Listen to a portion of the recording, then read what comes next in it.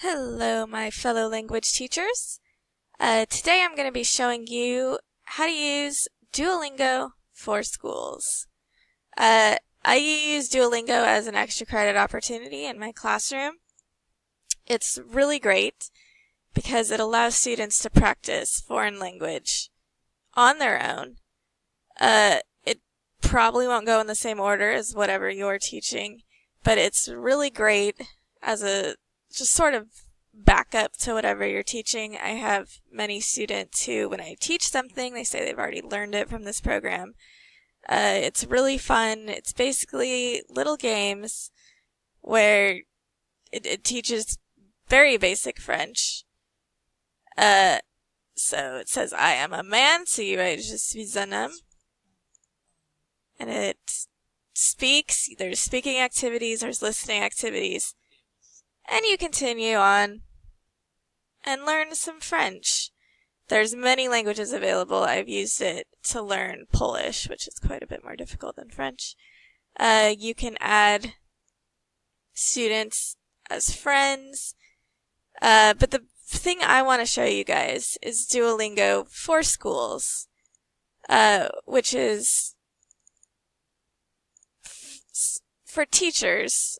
You can put students in classrooms and have them do assignments on Duolingo. So, for instance, here we go. I'm a certified educator. I even get a special little certificate.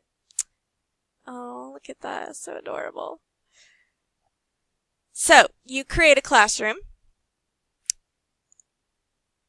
Type the name. So, how about sample classroom? You tell me what they are studying. We're going to study French, and what they speak. You hit continue. And then the hardest part is getting your students in this. It's a little bit complicated. You can create accounts for your students, which might be easier. Or do something called share a classroom link. Basically what it does is it gives you a code. You share it with your students. They create an account, and they join. And it gives you a PDF. This is usually what I do, but I definitely have to walk students through it quite a bit. And if they have an iPhone, the process is different from if they have an Android. If they don't have a smartphone, they have to do it on a computer, which is very different. So it's a little complicated, and I'm kind of hoping that they fix that. So I'm going to go back. Here's what a classroom looks like. This will be your list of students. For assignments, you create assignments.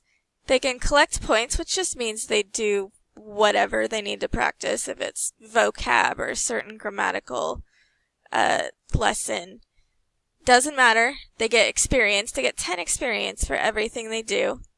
So you can specify, hey, I want you to get 1,000 experience by the end of the semester. And if they do, they get 3 extra credit points.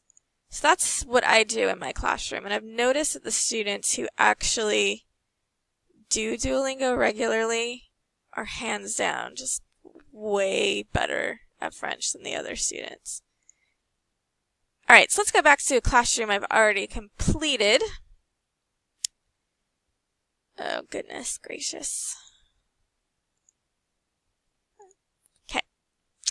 So, let's take a look at my French 1 classroom. This is from last year. School is over, so I need to remove all these people and start over. I made 10 assignments for the last semester, and I applied it to all of my students.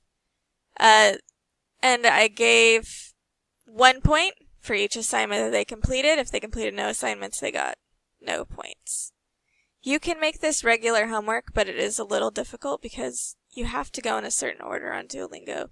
You have to start up here with basics, and then food, and then animals, and the vocab's probably quite a bit different from what you're teaching in your classroom.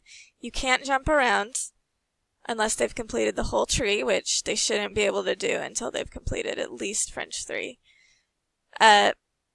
So it's really just something that you should include as extra credit or just extra practice.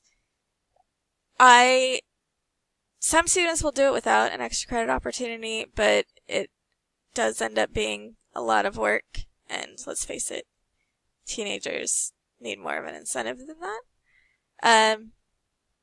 But yeah, it's really great. They're adding new features all the time. They did recently implement pay features, but you can still ignore those. When I first joined, it was 100% free, which was great, but you know, that's how it is. All right. If you have any questions, feel free to contact me through my website or send me a tweet. Hope you have a good one.